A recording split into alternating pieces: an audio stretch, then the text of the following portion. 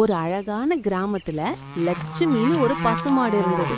அதுக்கு பொன்னின்னு ஒரு செம்ம சுட்டி கன்றுக்குட்டி. அந்த குட்டி சும்மா இருக்காம எப்பவும் அங்கும் இங்கும் துள்ளி குதிச்சுக்கிட்டே இருக்கும்.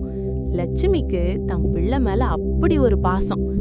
ஒரு நாள் எல்லாரும் மேய்ச்சலுக்கு போயிருந்தப்போ இந்த பொன்னிக்குட்டி ஒரு கலர்ஃபுல்லான பட்டாம்பூச்சியை பார்த்துட்டு அதை பிடிக்கணும்னு ஆசையில அம்மா பின்னாடி வராம அப்படியே தனியா போயிருச்சு.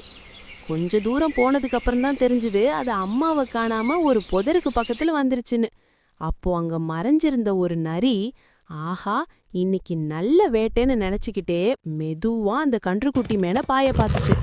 இதை கவனிச்ச லட்சுமி பதறி போய் மான ஒரு பெரிய சத்தம் போட்டுக்கிட்டே ஓடி வந்துச்சு.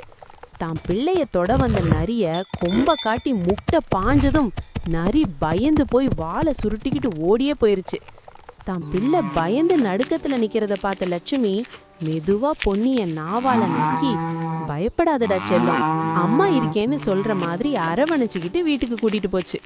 அன்னையில இருந்து பொன்னி தான் அம்மாவோட பாசத்தை புரிஞ்சுக்கிட்டு அவங்க பேச்ச மீறாம சமத்தா இருந்துச்சு. அம்மா அன்புக்கு ஈடு இணை எதுவுமே இல்லை.